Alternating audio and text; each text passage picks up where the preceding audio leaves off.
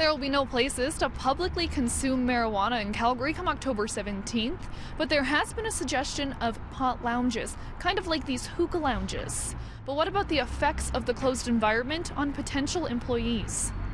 Currently under AGLC rules, pot lounges are illegal. Alberta's Deputy Chief Medical Officer of Health said the concern is around the health of potential employees. So I think for the moment what we would be concerned about is what we know the health effects are of smoking cannabis would potentially also be the health effects of someone being exposed to secondhand smoke. So that would be true for workers or other patrons in an establishment where people were smoking cannabis. So really it would be a concern for anyone who's exposed.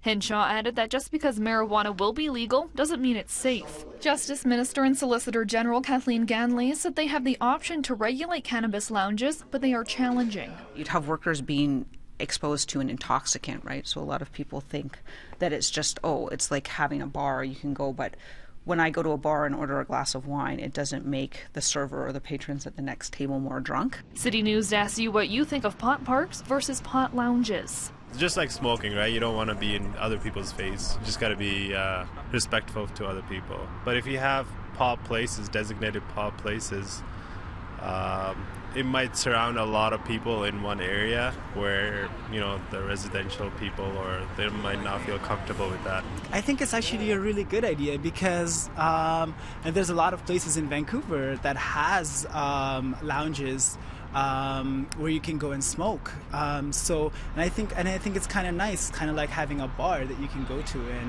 and smoke. Like if you want to, right? Like if you want to be there, that's where you are.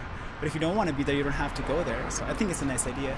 So having the parks, it would be like no way of keeping the smoke inside. So it would be like the wind would just take it away. But if you have it in a shisha bar, some people would maybe overdo it, and then the smoke would get crowded. People would get too baked, and that could be a hazard.